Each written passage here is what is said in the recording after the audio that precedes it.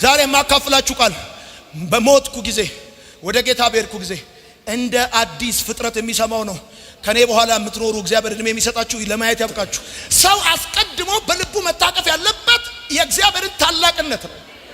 ምክንያቱም ምስጋናችሁ ማለት እጃችሁ ባዶ ሆኖ ሳለ በልባችሁ ግን ልዑል አምላክ እግዚአብሔርን እንደታቀፋችሁት በእምነት እንደጨበጣችሁት እንደዛ እግዚአብሔር ይገርማችኋል። ሲያስብ መቃብር ከፍቶ ነው የሚያስበው። ለመሰላችሁ እግዚአብሔር የሰው ልጅ ከ5500 ዓመት በኋላ በክርስቶስ ኢየሱስ መቃብሩን ከፍቶ ነው ያሰበው። ሙሴን ከ1500 ጸሎት በኋላ ነው ከ1500 ዓመት ጸሎት በኋላ ከጸለየ 1500 ዓመት የሆነውን ሰውዬ ከመቃብር ቀስቅሶት በኢየሱስ ቀኝ ኤልያስን በዛ አደረገና አሰባቸው። እያገለገልኩት ተረስቻለሁ፣ እየዘመርኩለት ተረስቻለሁ የምትሉ ሰዎች አንዳንድ ጊዜ በሰው መካከል የብቸኝነት በዘመድ መካከል እንደ ባዳነት እየተሰማችሁ ህይወት በጣም የከበዳችሁ ሰዎች እግዚአብሔር ዛሬ ማለዳ እንደዚህ ይላችኋል፣ ዘንድሮ የምትታሰቡበት ዓመት ይሆናል። አማታካቻ ረገጣርኩና አሜን በሉ። ያላችሁበት ቦታ የቱንም ያህል ሩቅ ይሁን የማይታወቅ ሰፈር ልትኖር ትችላለህ። አንተ ስመጥር ዝነኛ ላትሆን ትችላለህ። ዘንድሮ ግን እግዚአብሔር በሰፈር ባድራሻ ገብቶ ያስብሃል። አሜን ይባላል። መጽሐፍ ቅዱስና ማስታወሻ ደብተር የያዛችሁ ወገኖቼ ዛሬ የምንካፈለው የእግዚአብሔር ቃል ሐሳብ በሉቃስ ወንጌል መጽሐፍ ምዕራፍ 1 ቁጥር 5 ላይ የሚገኝ ሲሆን የምንካፈልበትም ሐሳብ እግዚአብሔር ያስባል። በይሁዳ ንጉሥ በሄሮድስ ዘመን ከአብያ የክህነት ምድብ የሆነ ዘካርያስ የሚባል አንድ ካህን ነበረ። ሚስቱ ኤልሳቤጥም ከአሮን ነገድ ነበረች። ሁለቱም የጌታን ትእዛዝና ሥርዓት ሁሉ ጠብቀው ያለ ነቀፋ የሚኖሩ በእግዚአብሔር ፊት ጻድቃን ነበሩ። ይሁን እንጂ ኤልሳቤጥ መካም በመሆኗ ልጅ አልነበራቸውም። ሁለቱም በዕድሜ የገፉ ነበሩ። አንድ ቀን ዘካርያስ በምድቡ ተራ በእግዚአብሔር ፊት በክህነት በሚያገለግልበት ጊዜ በሥርዓተ ክህነቱ መሠረት ወደ ጌታ ቤተ መቅደስ ገብቶ ለማጠን ዕጣ ተመረጠ። ዕጣን በሚያጥንበትም ጊዜ ሕዝቡ ሁሉ በውጭ ሆኖ ይጸልይ ነበር። የጌታ መልአክ ከዕጣን መሠዊያው በስተቀኝ ቆሞ ዘካርያስም ባየው ጊዜ ደነገጠ፣ በፍርሃትም ተዋጠ። መልአኩ ግን እንደዚህ አለው፣ ዘካርያስ ሆይ አትፍራ፣ ጸሎት ተሰምቷል። ሚስት ኤልሳቤጥ ወንድ ልጅ ትወልድልሃለች፣ ስሙንም ዮሐንስ ትለዋለህ። ሃሌሉያ! ጌታ ይባረክ። በእውነት በእግዚአብሔር መታሰብ ታላቅ ነገር ነው። የብዙ ሰዎች ጥያቄ በዚህ ዘመን የብዙ ወንዶችና ሴቶች ልጆች ጥያቄ በዚህ ዘመን እግዚአብሔር ረስቶኛል የሚል ጥያቄ አላቸው። ጎረቤቶቼ ሁሉ ታስበዋል፣ ዘመዶቼ ሁሉ ታስበዋል፣ አብረውኝ የሚጸልዩ ሁሉ ታስበዋል፣ እኔ ግን ተረስቻለሁ ብለው የሚሉ ቁጥራቸው ጥቂት የሚባል አይደለም። እምባዬ አልታበሰም፣ ጩኸቴ አልተሰማም፣ መከራዬ ከመቀነስ ይልቅ እንደውም ብሶበታል፣ አይሎበታል። ከዚህ በኋላ የህይወቴ አካሄድና እጣ ፋንታ ምን እንደሆነ አላውቅም። ጌታ ኢየሱስን እንደ ግል አዳኝ አድርጌ ተቀብዬ አምላኬን ድል ፋንታዬ፣ ኃይሌ፣ ብርታቴና ጉልበቴ አድርጌ ታመኘው። ነገር ግን እስካሁን ድረስ ለዓመታት አለቅሳለሁ። ይልቁንም እንደውም እምባዬ ይታበሳል ብዬ ስጠብቅ ከቶሁንም ጩኸቴ አልተሰማም። ጩኸቴ መሰማቱ እና አለመሰማቱ ብቻ ሳይሆን የመከራዬ ብርታት እየጨመረ ነው እየሄደ ያለው ብለው የሚሉ ሰዎች በጣም በቁጥር ብዙ ናቸው። ከዘፍጥረት እስከ ዮሐንስ ራእይ የምታነቡት ይህ የእግዚአብሔር ቃል ሰው የተረሳበት ቃል ሳይሆን፣ ሰው ሲያለቅስ ዝም የተባለበት ሳይሆን፣ ሰው በመከራ ውስጥ የተረሳበት የተተወበት ሳይሆን፣ ሰው የታሰበበት መጽሐፍ ነው። ወዳጆቼ ሰዎች ሲያስቡ ደረቅ ሐሳብ ነው የሚያስቡት። በደረቁ ነው ሰዎች የሚያስቡን። የሚገርማችሁ በህሊናቸው ይጫወቱናል። ማለት ስለኛ ያመጣሉ፣ ስለ ኑሯችን፣ ስለ ህይወታችን፣ አሁን ስላለንበት ነገር፣ ትላንት ስለነበርንበት ነገር እያሰብኩ ነበር ይገርመሃል ብለው ይላል። እና የሰዎች ማሰብ በሰዎች መታሰብ እንዲሁ ደረቅ ነው። በህሊናቸው ይጫወቱናል። በህሊናቸው ስለኛ ያወጣሉ ያወርዳሉ። በጣም ታላቅ ነገር ቢኖር በእግዚአብሔር መታሰብ ነው። ምክንያቱም በእግዚአብሔር መታሰብ የእግዚአብሔር ማዳን ነው። እግዚአብሔር አሰባችሁ ማለት at the same time ረዳችሁ፣ አገዛችሁ፣ እንባችሁን አበሰ፣ ጩኸታችሁን ሰማ፣ ቀንበራችሁን ሰበረ፣ ዕዳችሁን ከፈለ፣ ታሪካችሁን ለወጠ ማለት ስለሆነ በእግዚአብሔር በመታሰብና በእግዚአብሔር በመረዳት መካከል ምንም አይነት ልዩነት የለም። ሰው እንዲሁ በደረቁ ያስበናል። ሰው እንዲሁ በህሊናው ይጫወታል ስለኛ። እንደውም አንዳንድ ጊዜ እንገረማለን። አንዳንድ ሰዎች በስልካቸው ብዙ መቶ ኮንታክቶች ኖረዋቸው አስበው አስታውሰው እኛ ጋር መደወላቸው ያስገርመናል፣ ፈገግ ያሰኘናል፣ ያጽናናናል። ከነዚህ ሁሉ ሰዎች መካከል እኛን በማሰባቸው ደስ እንሰኛል። በዘመን መጨረሻ በአውደ ዓመት በተለያየ ጊዜ አስበውን ሲደውሉልን እንኳን አደረሳችሁ ብለው ሲሉን ዓመቱ የበረከት የድል እንዲሆንልን ሲመኙልን ደስ ይለናል። ወደ ኪሳችን የሚያስገቡት ነገር ባይኖርም የትናንትናውን ህይወታችንን ባይቀይሩትም በሰዎች መታሰብ እንኳን በልብ ላይ ትልቅ ደስታ ይፈጥራል። ይህ በሰዎች መታሰብ እንዲደስ ካሰኘ ሲናገር ታሪክን በሚለውጥ ሲናገር ጨለማን በሚያበራ በእግዚአብሔር መታሰብ ደግሞ ህይወትን ይቀይራል የሚል ሰው አሜን ይበለኝ። እስቲ በደንብ አርጋችሁ አሜን በሉ። የሰው ማሰብ ሐሳብ ሆኖ ነው የሚቀረው። ሰዎች ያስቡናል፣ ሐሳባቸው ደግሞ ይሄ ማሰባቸው ደግሞ ሐሳብ ሆኖ ነው የሚቀረው። ምንም አይነት ለውጥ በህይወታችን አያመጣም። ያስቡናል ስለ ስራችን፣ ስለ ህይወታችን። አንዳንዶች ካስታወሳችሁ ድሮ ሃይ ስኩል ተማሪ የነበሩትን ሰዎች ሁሉ ያስታውሳል። ነገር ግን የሰዎች ማሰብ ሐሳብ ሆኖ ብቻ ነው የሚቀረው። የሚሰማኝ ሰው ካለ እያንዳንዱ የምናገረው ቃል የትንቢትና የመጽናናት ቃል ስለሆነ አሜን ብላችሁ እንድትወስዱ ፈልጋለሁ።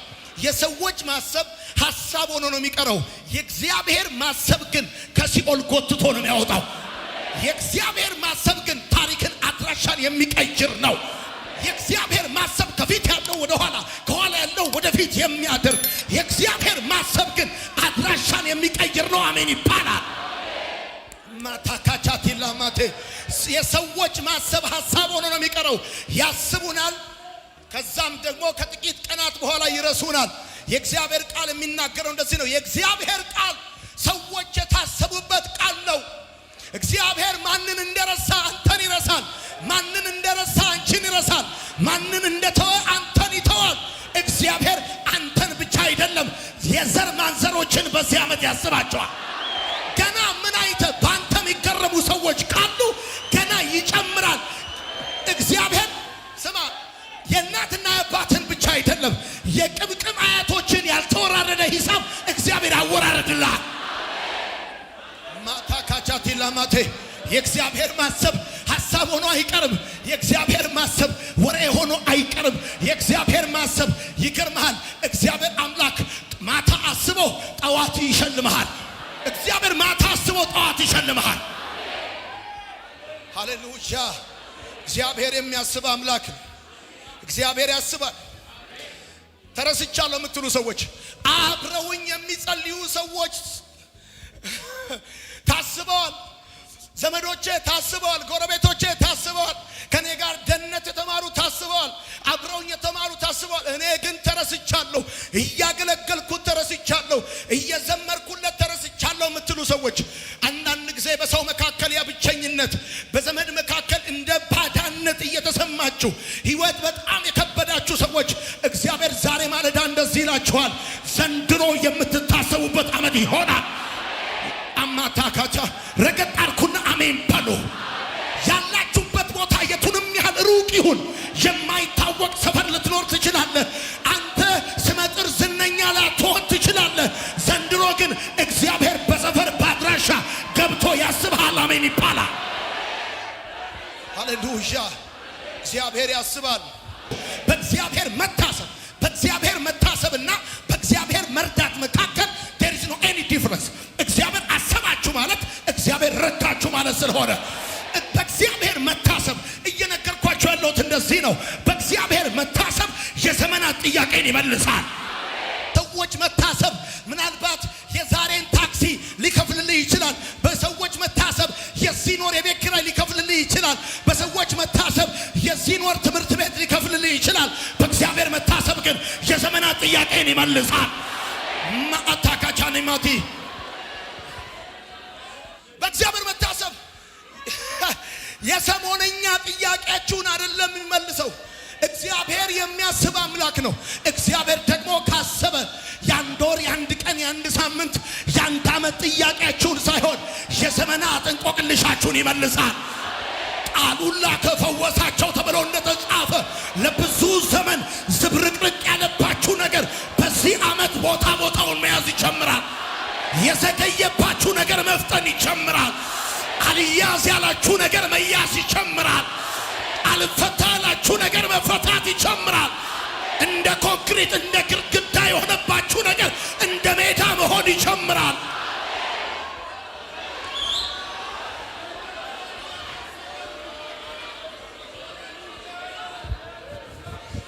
እግዚአብሔር ያስባል። እግዚአብሔር ያስባል። የታመኑበትን ያስባል። የተከተሉትን ያስባል። በየጓዳው በየጎርጓዳው ያለቀሱትን እግዚአብሔር ያስባል። ሻውት ኢን ጂሰስ ኔም ሃሌሉያ። አሜን ናችሁ? ተባረኩልኝ። እኔ አንድ ነገር አውቃለሁ። ምጥ ከመጣ ልጅ ይመጣል። የትኛውም ሴት ላይ ምጥ አይመጣም። ልጅ ያላት ሴት ላይ ነው ምጥ የሚመጣው። ቃሉ ከመጣ ከቃሉ በኋላ ይመጣል አዲስ ለውጥ አለ። ጌታ ምስክሬ ነው። ዛሬ መሄጃ አጣችሁ አይደለም እዚህ የተገኛችሁት። ስራ ፈቶናችሁ አይደለም እዚህ የተገኛችሁት። ቃሉን ለመስማት እዚህ ከተገኛችሁ እንደዚህ ይሆናል። እናንተ መድረስ ያቃታችሁ ቦታ ላይ እግዚአብሔር እየደረሰ ዘሮቻችሁን ያስባል። እግዚአብሔር ኢትዮጵያን ያስባል። እግዚአብሔር ገጠር ከተማውን ያስባል። እግዚአብሔር ወጣቶችን ያስባል። እግዚአብሔር የእናቶችን እንባ ያስባል። እንዴት እኖራለሁ? ቀጣይ ህይወቴ ምንድነው? መጨረሻዬ ምንድነው ያላችሁ ሰዎች ካላችሁ እንደዚህ ይላችኋል። እግዚአብሔር አምላክ ያስባችኋል። መኖሪያችሁ ጡረታችሁ አይደለም። መኖሪያችሁ ዲግሪያችሁ አይደለም። መኖሪያችሁ የዘላለም አምላክ እግዚአብሔር ይባላል። የማታ በረከት ያስገኛል። በእግዚአብሔር መታሰብ ያጀበ ሲበተን፣ ፕሮግራሞች ሲበላሹ፣ ነገሮች ሲበታተኑ አይዟችሁ፣ እግዚአብሔር ያስባል። ይረሳ ዘንድ ሰው አይደለም። የጸለያችሁትን ጸሎት ይረሳ ዘንድ ሰው አይደለም። በእግዚአብሔር መታሰብ ከተፈጥሮ በላይ ያራምዳል። ይሄን የሚሰማኝ ወጣት ልጅ ይፈልጋል። በእግዚአብሔር መታሰብ ከተፈጥሮ በላይ ያራምዳል። ይሄ ግራቪቲ ምናምን ከሚባለው በላይ ከተፈጥሮ በላይ በዲቫይን አክሰለሬሽን ምን ያስኬዳል ብለህ ካልከኝ በእግዚአብሔር መታሰብ ለምሳሌ 430 ምናምን ዓመት በባርነት በግብፅ ምድር የኖረው ህዝብ፣ ጭቃ እየረገጠ ጡብ እየጠፈጠፈ የኖረ ምስኪን ህዝብ በእግዚአብሔር የታሰበበት ወራት ሲመጣ እንደዚህ ሆነ። ተፈጥሮ ቦታውን ለቀቀ። ሊኪዱ እንደ ሶሊውድ ቆመ። እግዚአብሔር መንገድ ከፈተለት። ዛሬ ነግራችኋለሁ፣ በእግዚአብሔር የታሰበ ሰው ከተፈጥሮ በላይ ይራመዳል። አዎ አታልፍም የሚልክ ነገር ሊኖር ይችላል። አትሻገርም የሚልክ ነገር ሊኖር ይችላል። አትወርስም የሚልክ ነገር ሊኖር ይችላል። ያ አታልፍም፣ አትሻገርም፣ አትወርስም የሚልክ ነገር ደግሞ ከአቅምክ በላይ፣ ከእውቀትክ በላይ፣ ከዘርክ በላይ፣ ከችሎታክ በላይ፣ ከደሞዝ በላይ ሊሆን ይችላል። አንድ ነገር ግን ነግርሃለሁ፣ በእግዚአብሔር የታሰበ ሰው ከተፈጥሮ በላይ ይራመዳል። እስቲ በደንብ አርጋችሁ አሜን በሉ። እግዚአብሔር እንደዚህ ይላችኋል፣ ዘንድሮ የምስጋና ርዕስ ትሆናላችሁ። ቤተ ክርስቲያን በእናንተ ምክንያት ታመሰግናለች። ሀገር በእናንተ ምክንያት ታመሰግናለች። እናቶቻችሁ ከረዥም ዘመን ለቅሶ በኋላ ለመጀመሪያ ጊዜ በእናንተ መታሰብ ምክንያት እልልታ በድንኳናቸው ይሆናል። የምስጋና ርዕስ ሰው አንገት ስላለው ቀና አይልም። ሰው በእግዚአብሔር ሲታሰብ ነው ቀና የሚለው። ቀን ዱዳ ያደረገው ሰው አለ ታውቃላችሁ? ቀን ዱዳ ያደረገው ቀን ዲዳ ያደረገው ሰው አለ። ያንን ቀን ዲዳ ያደረገውን ሰው በእግዚአብሔር መታሰብ ነው አንደበቱን የሚከፍተው። የሰማኝ ሰው ካለ ቀን ዲዳ ያደረጋችሁ ሰዎች፣ ኑሮ ዲዳ ያደረጋችሁ ሰዎች፣ ብዙ እያወቃችሁ ምንም እንደማታውቁ የተዘጋችሁ ሰዎች፣ ሰው አንገቱ ቀና ያደርገውም በእግዚአብሔር ሲታሰብ ነው ሰው ቀና የሚለው። ያቀረቀራችሁ ሰዎች ባቀረቀራችሁበት ሰፈር ሌላ ከተማ ወስዶ አይደለም እግዚአብሔር የሚያስባችሁ።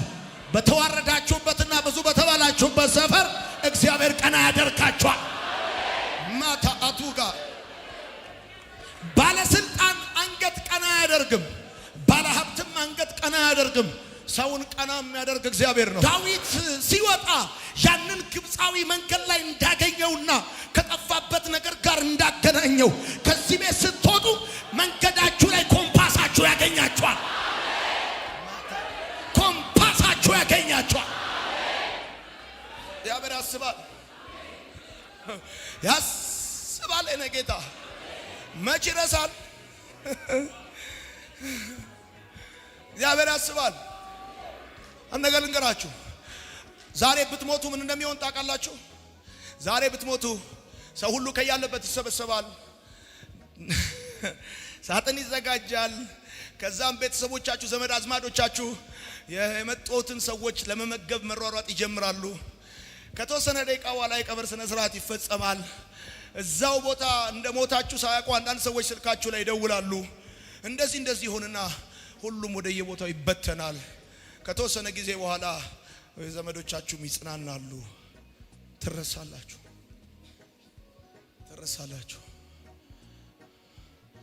እግዚአብሔር ይገርማችኋል። ሲያስብ መቃብር ከፍቶ ነው የሚያስበው። ለመሰላችሁ እግዚአብሔር የሰው ልጅ ከ5500 ዓመት በኋላ በክርስቶስ ኢየሱስ መቃብሩን ከፍቶ ነው ያሰበው። ሙሴን ከ1500 ጸሎት በኋላ ነው ከ1500 ዓመት ጸሎት በኋላ ከጸለየ 1500 ዓመት የሆነውን ሰውዬ ከመቃብር ቀስቅሶት በኢየሱስ ቀኝ ኤልያስን በዛ አደረገና አሰባቸው። ለቱ አይደለም ችግር መከራና ጥያቄ ውስጥ አይደለም። ለምን መቃብር አትገባም? እግዚአብሔር ያሰበውን ሰው ለማሰብ እግዚአብሔር አንተን ለማሰብ አድራሻክ፣ ቦታክ፣ የሆነ መኖሪያክ፣ ችግርክ፣ ኦብስታክል ችግር አይሆንበትም። እግዚአብሔር የትም ሁን በእግዚአብሔር መታሰብ ከሰው ቁጥር ይደምራል። በእግዚአብሔር መታሰብ እናንተ መማር አይደለም ከሰው ቁጥር የሚደምረው፣ መሮጥ አይደለም ከሰው ቁጥር የሚደምረው። በእግዚአብሔር መታሰብ ከመከራ ከጭንቀትና ከጫካ አውጥቶ ከሰው ቁጥር የሚደምር በእግዚአብሔር መታሰብ ነው። እግዚአብሔር ያሰበው ሰው ብቻ ነው ከሰው ቁጥር የሚደመረው። እናውቃለን በጣም ብዙ ጉልበትና ኃይል ያላቸው ኃያላንን ከሰው ቁጥር የጎደሉ ወዳጆቼ፣ ኃይላችሁ ከሰው አይደምራችሁም፣ ብርታታችሁ ከሰው ቁጥር አይጨምራችሁም። ሰው በእግዚአብሔር ሲታሰብ ብቻ ነው። እንግዲያውስ እንደዚህ ነው የሚሆነው። ከባለ ሀብቶች ጋር ይደምራችኋል፣ ከባለስልጣኖች ጋር ይደምራችኋል። እንዴት ይደምራል? እሱ ነው የሚያውቀው። ነገር ያለው በኢየሱስ ስም እንደዚህ ይሆናል። በመለኮታዊ ኬሚስትሪ፣ በመለኮታዊ ፊዚክስ፣ በዲቫይን አክሰለሬሽን የሆነ ቦታ ወስዶ ይደምራል። ለመሰል ታስፈልጋለህ። ለእግዚአብሔር መንግስት ታስፈልጋለህ። እግዚአብሔር ያስባል ማለት ውይ ያ እንትን ቸርች ያለው ዲያቆኑ ይላል ማለት አይደለም። ሰው ነው እንትና ደና ነው ይላል። እግዚአብሔር ያስባል ማለት በዛ ሞመንት ካለህበት መከራ ትውጣውታል። ኢቭን ታውቃላችሁ ዛሬ እንኳን በዚህ ቤት የተገኛችሁት እግዚአብሔር አስቧችሁ እንደሆነ ለምን መሰላችሁ? ወደዚህ ግብዣ የመጣችሁት ቆይ ሰው ሰርግ ሲደግስ ካርድ ሲልክላችሁ ደስ የሚላችሁ ለምንድን ነው? ከሺህ ሰዎች መካከል እናንተን በማስታወሱ፣ በዛ ውጥረት ውስጥ እናንተን በማስታወሱ፣ በዛ ግርግር ውስጥ እናንተን በማስታወሱ፣ እንደዚህ ነው። ዓለም ግርግር ላይ ነች፣ ኢትዮጵያ ውጥረት ላይ ነች። እግዚአብሔር ግን እናንተን ያስባችኋል፣ ያስባችኋል። እኔ ጌታ ከግርግሩ መካከል፣ ከሺህ ሰዎች መካከል፣ ከሺህ ጎበዞች መካከል፣ ከሺህ ሀብታሞች መካከል እንዲህ ብላችሁ ጻፉ ከፈለጋችሁ። በእግዚአብሔር መታሰብ ተራውን ሰው ተራራ ያደርገዋል። በቃ እኔ ዛሬ በዚህ መልኩ ነው የገባኝ። ሌላ ምንም ነገር በእግዚአብሔር መታሰብ ተራውን ሰው ተራራ ነው የሚያደርገው። ሰው በእግዚአብሔር ሲታሰብ ተራ ያላችሁ ሰው ተራራ ነው የሚሆነው። በማንም የማይገፋ የማይነቃነቅ ተራውን ሰው በእግዚአብሔር መታሰብ ሰራዊት ነው የሚያደርገው። ሌማ ነው ያላችሁት፣ ሌማ ተራ ነው ያላችሁት። እግዚአብሔር ካሰበው በኋላ እንደ ከዚህ በፊቱ ኮሌታውን ይዤ አናግረዋለሁ ብለህ ብትል አይሰማ፣ ማንም አይሰማ፣ አካባቢው ላይ አንድ ጠቅላላ አይሰማ። እንግዲያውስ እንደዚህ ይሆናል። ጌታ ምስክሬ ነው። መርዶክዮስ እንደታሰበ ባለቀ ሰዓት እንደታሰበ መዝገብ እንደተከፈተለት እንደዚሁ ዘንድሮ የእናንተ ነገር መዝገባችሁ የሚከፈትበት ዓመት ይሆናል። በእናንተና በጠላታችሁ መሃል እግዚአብሔር ጣልቃ ይገባል።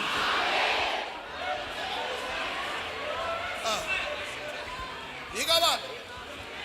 ዘንድሮ የምትታሰቡበት ዓመት እግዚአብሔር ያስባል። አዎ በእግዚአብሔር መታሰብ አልቃሹን አጽናኝ ያደርገዋል። በየየ ብቻ የምትታወቁ ሰዎች፣ እንደው ዝም ብላችሁ በሄዳችሁበት ፕሮግራም ሶፍት የምትይዙ ሰዎች፣ ዝም ብላችሁ ትሉ ሰዎች በእግዚአብሔር መታሰብ አልቃሹን አጽናኝ ያደርገዋል። ኢትስ ኦኬ ማለት ትጀምራላችሁ። ከጉብኝታችሁ በኋላ ኢትስ ኦኬ ኢትስ ኦኬ ኢትስ ኦኬ። እግዚአብሔር ማለት በዘላለም አሁን የሚኖር አምላክ ማለት ነው። ኦኬ እግዚአብሔር አምላክ አብርሃምን አሰበው፣ ሳራን አሰባቸው ብያቸዋለሁ። ምክንያቱም ለምንድነው እግዚአብሔር አብርሃምን ያሰበው? ደግሞ አስቦታል። እንዴት ባለ ሁኔታ ውስጥ ሆኖ ነው አብርሃም የታሰበው? ምን አይነት ስቴት ኦፍ ስፒሪት ወርልድ ላይ ነበረ ብዬ ሳስብ አብርሃም ችግሩን ተቀብሎ የምስጋና ርዕስ አድርጎት ሳለ ነው እግዚአብሔር ያሰበው። የምስጋና ርዕስ አድርጎት ሳለ ነው እግዚአብሔር ያሰበው። ችግሩን ተቀብሎታል። አለመውለዱን ተቀብሎ ባለመውለዴ ላይ አንተ ትክክል ነህ ተባረክ፣ በዝቅታዬ ላይ አንተ ትክክል ነህ ተባረክ፣ በብቸኝነቴ ላይ አንተ ትክክል ነህ ተባረክ፣ በጉድለቴ ላይ አንተ ትክክል ነህ ተባረክ። አለመውለዱን ችግሩን በጸጋ ተቀብሎ የምስጋና ርዕስ አድርጎት ሲኖር ሳለ የለቅሶ አይደለም፣ የምሬት አይደለም፣ የሐዘን አይደለም፣ ከእግዚአብሔር ጋር የመጣላት ምክንያት አይደለም። የምስጋና ርዕስ አድርጎ ሳለ እግዚአብሔር አሰበው አብርሃምን። ዛሬም ልክ እንደዚሁ ነው። እየጎደለባችሁ ከቤተ ክርስቲያን የማትጎሉ እየወረዳችሁ ስሙን ግን በምስጋና የምታነሳሱ በብዙ ጥያቄ ውስጥ እያለፋችሁ ጥያቄያችሁን እንደ ጸጋ ተቀብላችሁ ያንን ጥያቄ የምስጋና ርዕስ ያደረጋችሁ ጎደለብኝ ተመስገን፣ አጣው ተመስገን፣ ብቻዬን ቀረው ተመስገን፣ ተዘጋብኝ ተመስገን። አንዳንድ ሰዎች ተዘጋብን ብለው ጠንቋይ ቤት እያንኳኩ ነው። እናንተ ግን ተዘጋብኝ ብላችሁ ሁል ጊዜ ከደጁ የማጠፉ ሰዎች፣ ችግራችሁን በጸጋ የተቀበላችሁ ሰዎች እና የምስጋና ርዕስ ያደረጋችሁ ሰዎች ይላችኋል ዘንድሮ የምትታሰቡበት ዓመት ይሆናል። ወይኔ እንደዚህ አይነት አሜን ረገጥ ያለ አሜን አሜን አሰማችሁኝ የሚያልኳችሁን ችግሩን ተቀብሎ የምስጋና ርዕስ ያደረገውን ሰው እግዚአብሔር ያስበዋል። ችግሩን ተቀብሎ ብቸኝነቱን ተቀብሎ ብቻውን መሆኑ የለቅሶና የምሬት ምክንያት ሳይሆን በብቸኝነት ውስጥ እያሸበሸበ እልል እያለ እየዘመረ ተባረክ የኔ ጌታ፣ አንተ ከጥያቄ በላይ ነህ፣ አንተ ከብቸኝነቴ በላይ ነህ፣ አንተ ከማጣቴ በላይ ነህ። እኛ ቤት ችግር የለቅሶ ምክንያት ሳይሆን የምስጋና ርዕስ ነው። እኛ ቤት ጉድለት የለቅሶ ምክንያት ሳይሆን የእልልታ ምክንያት ነው፣ የምስጋና ምክንያት ነው። እንደነዚህ ያሉ ዘማሪዎችን እግዚአብሔር ያስባቸዋል። አሜን። እግዚአብሔር የሚያስበው ድምፅ ያላቸው ዘማሪዎች አይደለም። እግዚአብሔር የሚያስበው ድምፅ ያላቸውን ዘማሪዎች አይደለም። ብር ያላቸውን ሰጪዎች አይደለም። እግዚአብሔር የሚያስበው ዘመድ ያላቸውን ጉልበተኞች አይደለም። እግዚአብሔር ችግራቸውን የምስጋና ርዕስ ያደረጉ ሰዎችን አብርሃም ልጅ አልወለደም። ነገር ግን እንደዚህ ነው። እግዚአብሔር ይመጣል፣ መሰዊያ ይሰራል፣ መስዋዕቱንም ይሰዋል። አሁንም እግዚአብሔር ሲመጣ ባዶ እጁን ይመጣል። አብርሃም ደግሞ በግ ይዞ ይመጣል። እግዚአብሔር ባዶ እጁን ይመጣል። አብርሃም በግ ይዞ ይመጣል። ላለፉት 24 ዓመታት እግዚአብሔር ባዶ እጁን ይመጣል። አብርሃም በግ ይዞ ይመጣል። ለተገለጠለት ለእግዚአብሔር መስዋዕትን ይሰዋል። አንተ ምስጋናዬ ነህ። በዘመናት መካከል በዓመታት መካከል አንተ ዝማሬ ነህ። ጎሎም ዝማሬ ነህ። እግዚአብሔር አብርሃምን ለምን ያሰበው ይመስላችኋል? ችግሩ የምስጋና ርዕሱ ነው። ዛሬ ይህንን ቃል እንደዚህ ለእናንተ ለማካፈል እድል ስላገኘው ዛሬ የማካፍላችሁ ቃል በሞትኩ ጊዜ ወደ ጌታ በሄድኩ ጊዜ እንደ አዲስ ፍጥረት የሚሰማው ነው። ከኔ በኋላ የምትኖሩ እግዚአብሔር እድሜ የሚሰጣችሁ ለማየት ያብቃችሁ። እግዚአብሔር የሚያስባቸው ሰዎች የእግዚአብሔር የሚያስባቸው ሰዎች ችግራቸው የምስጋና ርዕሳቸው የሆነላቸው ሰዎችን ነው። ችግራቸው የማማረር አይደለም። ጉድለታቸው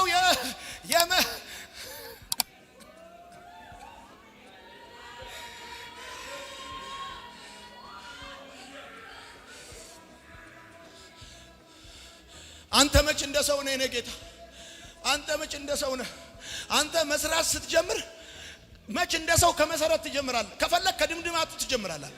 እግዚአብሔር እንደ ሰው ውሃ ልክ አዙሮ ቤት የሚሰራ ከመሰለ ተሳስታል። እግዚአብሔር ባሰበ ጊዜ ያንተ ቤት ከውሃ ልክ ተነስቶ አይሰራም። እግዚአብሔር ከድምድማቱ እግዚአብሔር ነገርን ይሰራዋል። እኔ ከሰማይ የሚወርዱ ቤቶች አሉ። እግዚአብሔር እያመጣ ያስቀምጥላቸዋል። ከመሬት የሚበቅል እየጠበቅ ከሆነ እንደዚህ እነግርሃለሁ።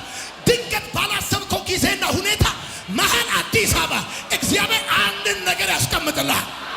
ጩና በደንብ አርጋ አሜን ባል። ነቅነቅ ረገጥ ያለ ጴንጤ ነው መሆን ያለበት ዘንድሮ። በእግዚአብሔር ይታሰባሉ። ችግራቸው የምስጋና ርዕስ የሆነላቸው ሰዎች እግዚአብሔር ያስባቸዋል።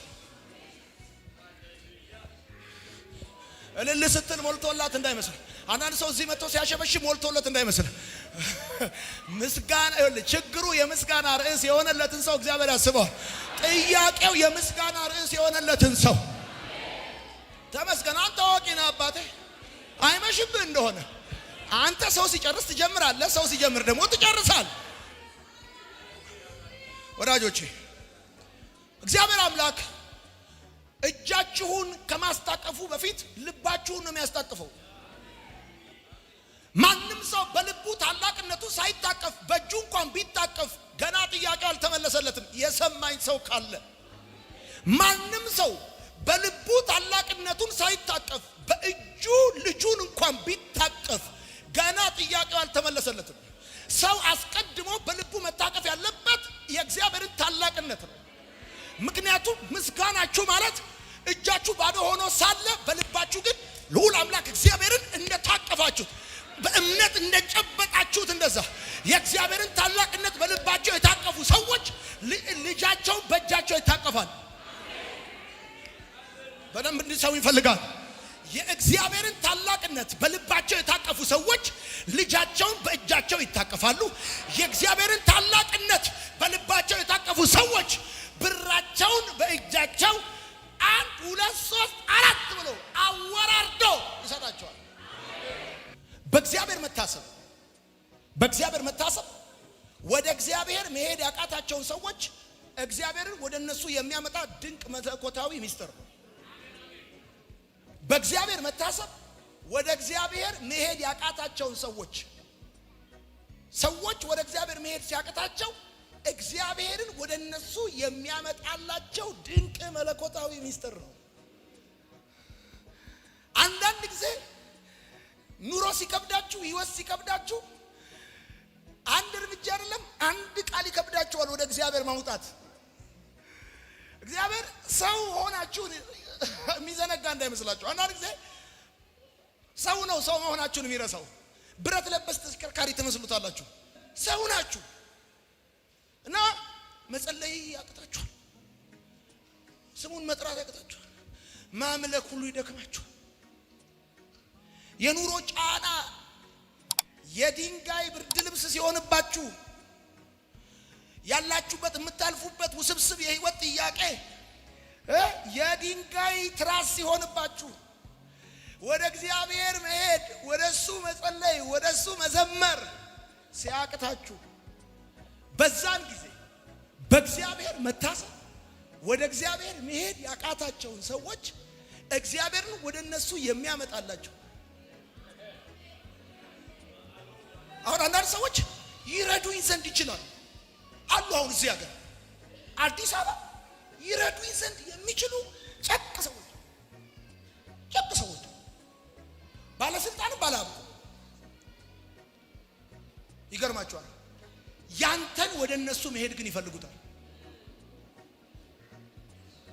በእግዚአብሔር መታሰብ ግን እግዚአብሔርን እንድረዳው ከፈለገ ወደ እኔ ይምጣ፣ እንዳግዘው ከፈለገ፣ ኑሮውን እንዲቀይር ከፈለገ፣ ታሪኩን እንዲቀይር ከፈለገ ወደ እኔ ይምጣ ብሎ እግዚአብሔር ከዛ በህይወት እንፉቅቅ ስትንፏቀቅ፣ ዝም ብለህ ስትንፏቀቅ እዛው ባለህበት ሂድ አይነት ደክሞ ልብ ወርዶ ዝለ ግራ በምትጋባበት ሁኔታ ውስጥ በቃ እንደምንም ብሎ ተንፏቆም ቢሆን ተገለባብጦ ይምጣ አያሰኘውም። እግዚአብሔር የሆኑ አመታቶችን ያይሃል።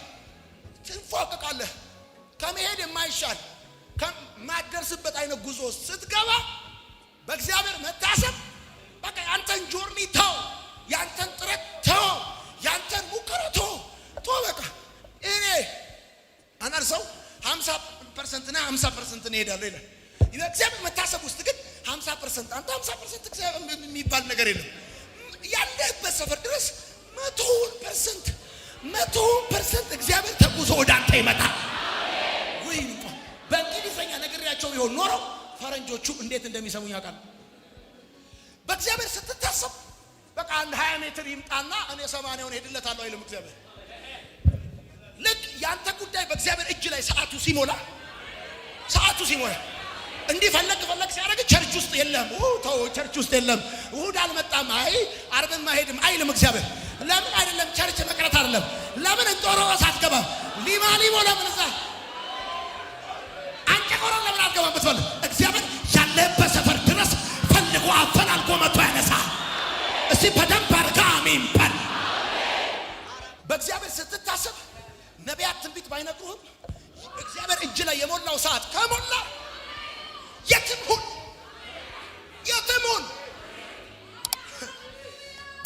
በእግዚአብሔር መታሰብ ውስጥ የሚያመልጥ ነገር እስቲ አሜን በል።